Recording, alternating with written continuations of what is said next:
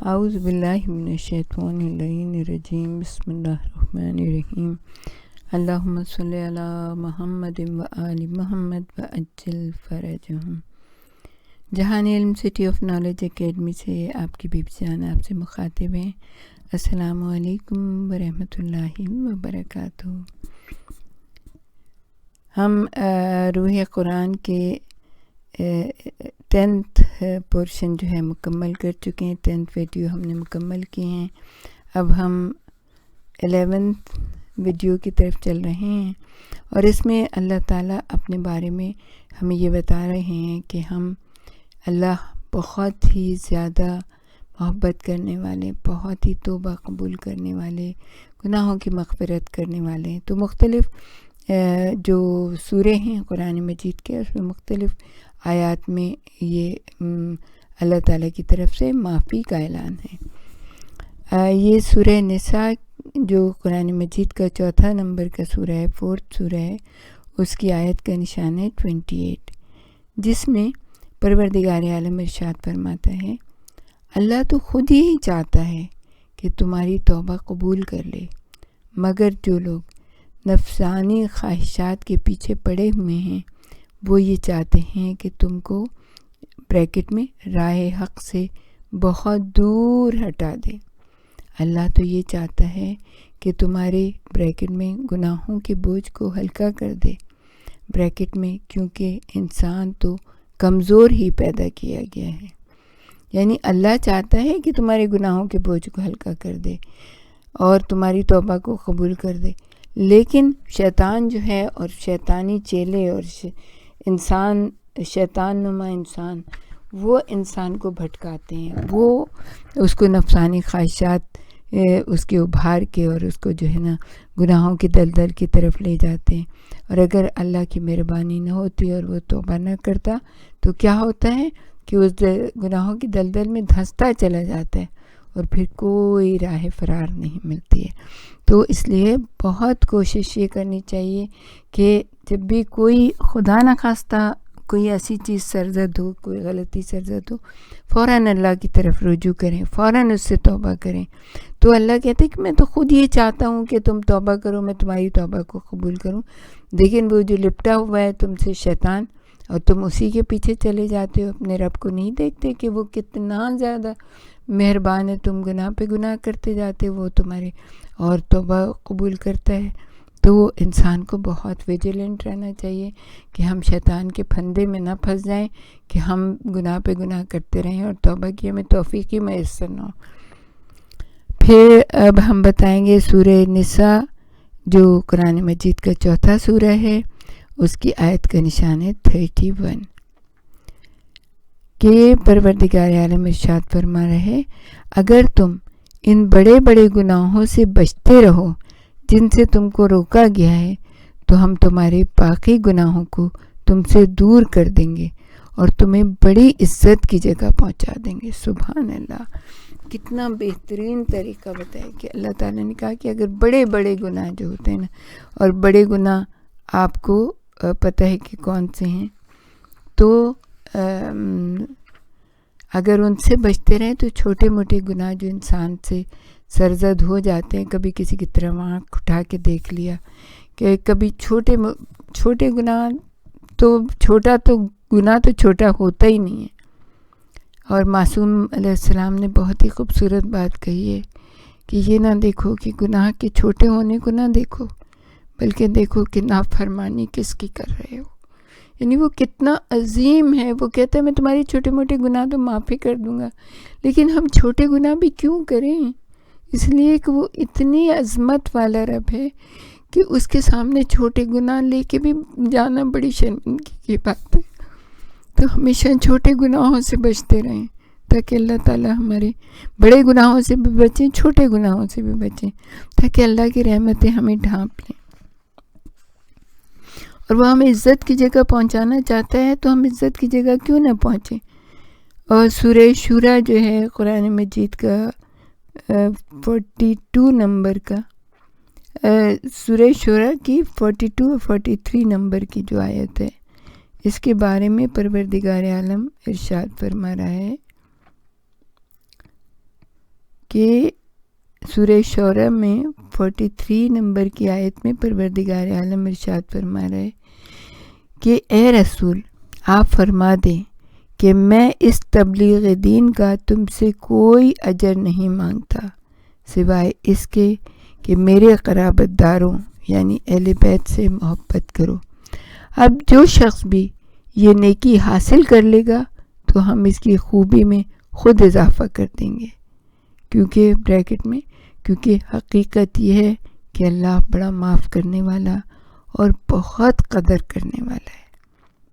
سورہ شعراء کی 43 نمبر کی آیت ہے، اور کتنا زبردست بات بتائیے کہ رسول کا اجر کیا ہے، اجر رسالت۔ دیکھیں کسی نبی نے اجر رسالت طلب نہیں کیا، قرآن خود بھی یہ بتا رہا ہے کہ ہر نبی جو ہے اس نے کہا کہ میرا اجر اللہ کے پاس ہے۔ لیکن جب نبوت کی آخری کڑی آئی، نبوت کی سیل آئی، نبوت کی مہر آئی، اور جناب رسول خدا نے اب اللہ نے کہا کہ مانگو ان سے تمام نبیوں کی محنت کا جو اجر ہے اور اپنی محنت کا جو اجر ہے وہ مانگو، اور اجر بھی کتنا معمولی، کتنا آسان۔ دیکھیں ویسے تو اجر یہ ہوتا ہے کہ کوئی اجر کسی کا دیا جاتا ہے تو اگر پیسے کی شکل میں ہو تو دینے والے کو بہت تکلیف ہوتی ہے، یا کسی اور شکل میں ہو تو بھی دینے والا خوشی سے نہیں دیتا۔ اللہ نے تو اتنا سمپل اجر رکھا ہے کہ جو غریب بھی دے سکتا ہے، امیر بھی دے سکتا ہے، بیمار بھی دے سکتا ہے، بچہ بھی دے سکتا ہے، ہر کوئی دے سکتا ہے۔ کیا ہے وہ اجر؟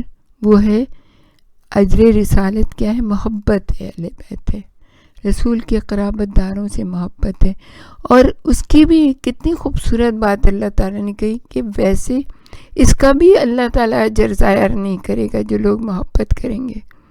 یعنی کہا کہ اب جو شخص بھی یہ نیکی حاصل کر لے گا تو ہم اس کی خوبی میں خود اضافہ کریں گے اور اس کے گناہوں کو معاف کر دیں گے۔ حقیقتاً اللہ بڑا معاف کرنے والا اور قدر کرنے والا ہے۔ کس چیز کی قدر کرنے والا ہے؟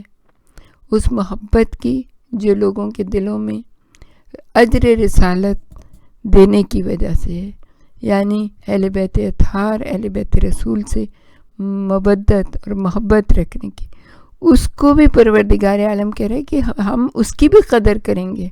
تو کتنا زیادہ ہے یہ محبت اہل بیت، یہ ہمارے لیے کیا چیز ہے، اور لیکن کتنا کٹھن ہو گیا انسان، کتنا مشکل ہو گیا ہے کہ جنہوں نے اس کے اوپر ظلم ڈھایا، جنہوں نے ان کا معاشی مقاطع کیا، جنہوں نے ان کو بالکل کارنر کر دیا، جنہوں نے ان کے اوپر ایسے ایسے ظلم ڈھائے کہ جو کائنات میں کسی کے اوپر نہیں ڈھائے گئے، یعنی نواسہ رسول کی لاش کو اتنا ہیوملیٹ کیا گیا کہ ان کی لاش تک کو گھوڑوں سے پامال کر دیا گیا، اور ان کو لوگ آج جو ہے نا اٹھ کے کہتے ہیں کہ نہیں ان کا کوئی قصور نہیں تھا، ان کو پتہ نہیں تھا، یزید کو جو ہے نا اللہ معاف کر دے گا، اور اس کے لیے نئی نئی جو ہے نا حدیث رسول لے کے آ رہے۔ شرم کرنی چاہیے۔ اللہ تو قرآن میں کہہ رہے اہل بیت کا جو محبت ہے وہ اجر رسالت ہے، ایک رسول کی نہیں، یہ 1,24,000 انبیاء کا جو رسالتوں کا جو محنتوں کا اجر ہے وہ اہل بیت رسول کی مودت اور ان کی محبت ہے۔ انسان یہ بھی نہیں دے سکتا بلکہ ان کی دشمنوں کی وکالت کرنے کے لیے آ جاتا ہے۔ تو آپ تصور کیجئے انسان کتنا سخت ہے اللہ کے اور اس کے رسولوں کے اور اہل بیت کے معاملے میں۔ کہاں جائیں گے یہ لوگ اتنا سخت دل لے کے؟ پھر پروردگار عالم ارشاد فرما رہے ہیں ایمان لانے والے، توبہ کرنے والے اور اصلاح کرنے والوں کو اللہ معاف کر دیتا ہے۔ یہ بھی سورہ الانعام 6 سورہ 54-55 نمبر کی آیت ہے۔ فرما رہا ہے جو لوگ ہماری باتوں، آیتوں، دلیلوں، نشانیوں اور احکامات کو دل سے مانتے ہیں، جب وہ آپ کے پاس آتے ہیں تو آپ ان سے فرمائیں سلام علیکم، یعنی اللہ تم کو سلامت رکھے۔ تمہارے پالنے والے مالک نے اپنے اوپر رحمت کو لازم قرار دے دیا ہے۔ یہ حقیقت ہے کہ تم میں سے جو کوئی بھی نادانی سے کوئی برا کام کر بیٹھے، پھر اس کے بعد توبہ کرے اور اپنی اصلاح بھی کرے تو یقینی طور پر اللہ بڑا معاف کرنے والا، بے حد اور مسلسل رحم کرنے والا ہے۔ اور ہم اپنی آیتوں، دلیلوں اور باتوں کو اس لیے تفصیل کے ساتھ بیان کرتے ہیں تاکہ مجرموں کی راہ عمل سب پر واضح ہو جائے، یعنی کہ یہ لوگ کیا کیا ظلم کر رہے ہیں، کیا کیا جو ہے نا اللہ کے راہ سے لوگوں کو بھٹکا رہے ہیں۔ اس لیے اللہ تعالیٰ دلیل دے کے بات کر رہا ہے، اپنی آیتوں کو لوگوں کے سامنے واضح کر رہا ہے، اور رسول سے کہہ رہا ہے کہ جب لوگ تمہارے پاس آئیں جو ہماری باتوں، آیتوں، دلیلوں، نشانیوں اور احکامات کو دل سے مانتے ہیں، یہ نہیں ہے کہ اوپری یعنی منافقت کریں، دل سے مانگے تو پھر اللہ کی رحمت ان کے ساتھ ہے۔ ان کو بتاؤ کہ تمہیں خدا سلامت رکھے، تمہارے پالنے والے مالک نے اپنے اوپر رحمت کو لازم قرار دے لیا۔ سبحان اللہ، کتنا پیارا مالک ہے، کتنا پیارا ہمارا رب ہے۔ کاش کہ ہم سب اپنی آنکھوں کو کھول کے، اپنے دیدہ باطن کو کھول کے اللہ کی رحمتوں کا مشاہدہ کریں، اس کے کرم کا مشاہدہ کریں، اور پھر اپنی راہ کو متعین کریں کہ ہم کس طرف جا رہے ہیں۔ پروردگار عالم کی فرماتے کہ رسول کے ہوتے ہوئے اور معافی مانگنے والوں کو اللہ سزائیں نہیں دیتا۔ کتنی خوبصورت بات کہی سورہ الانعام کے جو ہے 33 نمبر کی آیت ہے، جب تک آپ ان کے درمیان موجود ہیں اللہ ان پر عذاب نہیں کرے گا، اور اللہ ان پر بھی عذاب نہیں کرے گا جب وہ اللہ سے اپنی غلطیوں پر معافیاں مانگ رہے ہوں، یعنی کہ استغفار کر رہے ہوں۔ اس کے بارے میں مولا کائنات نے کہا کہ 2 امان تھیں جو پروردگار عالم نے نازل کی تھی، ان میں ایک امان جناب رسول خدا صلی اللہ علیہ وآلہ وسلم کی ذات گرامی ہے، اور ایک امان جو ہے وہ استغفار ہے۔ جب رسول اللہ صلی اللہ علیہ وآلہ وسلم کا انتقال ہو گیا تو آپ نے کہا ایک امان اٹھا لی گئی، لیکن استغفار ابھی بھی موجود ہے۔ تو پروردگار عالم کہتے ہیں جب تک وہ اپنی غلطیوں پر معافی مانگ رہے ہوں گے اللہ ان پر عذاب نہیں کرے گا۔ تو کتنا ہمیں استغفار کی طرف توجہ دینی چاہیے، کتنا ہمیں استغفار کرنا چاہیے۔ اور استغفار یہ نہیں ہے کہ ہم بس استغفر اللہ ایسے منہ پہ اپنے تھپڑ مار کے کہتے رہیں اور تھوڑی دیر کے بعد ہم سب کچھ وہی کر رہے ہوں جو کہ ہم کرتے چلیں۔ استغفار دل سے ہوتا ہے، اور استغفار کا مطلب یہ کہ دوبارہ کبھی اس گناہ کی طرف پلٹ کے نہیں جانا ہوتا۔ تو عزیزان گرامی ہمارے ساتھ ہی رہیے گا، ہم آپ کو اور بھی بہت کچھ بتائیں گے۔ پروردگار عالم ہمیں اور آپ کو توفیق عطا فرمائے کہ جو کچھ ہم پڑھیں اس کے اوپر ہمارے اوپر اثر ہو، اور ہم اپنے آپ کو اپنی اصلاح کریں، اور جو آپ سنیں آپ کے اوپر اثر ہو، آپ بھی اپنی اصلاح کریں، اور جتنا آپ آگے بھیجیں اس کو، آپ اس کار خیر میں شریک ہوتے چلے جائیں گے۔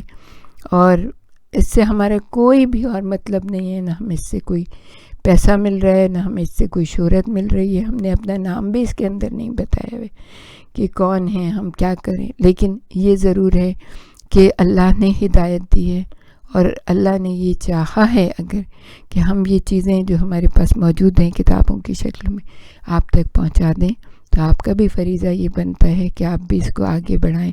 ہم سب اللہ کے کام میں، رسول کے کام میں شامل ہو جائیں گے۔ جو بھی اس کو آگے بڑھائے گا وہ کم از کم کوئی ایک چینل میں سے کوئی ایک شخص ایسا ہوگا کہ جو ہدایت پا جائے گا۔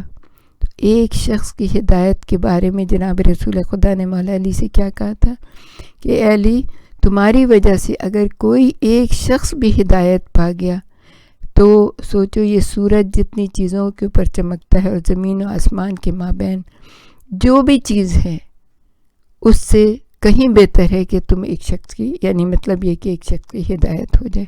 تو اگر ہماری وجہ سے کسی ایک شخص کی بھی ہدایت ہو گئی اور ہم نے اس کو آگے سے آگے پہنچایا، تو آپ سوچئے زمین و آسمان اور اس کے درمیان میں جو کچھ چیزیں ہیں اس سے کہیں بہتر ہے یہ، اور اللہ کتنا نوازے گا پھر ہمیں، تو تصور سے بھی باہر ہے۔ وآخر دعوانا ان الحمد للہ رب العالمین۔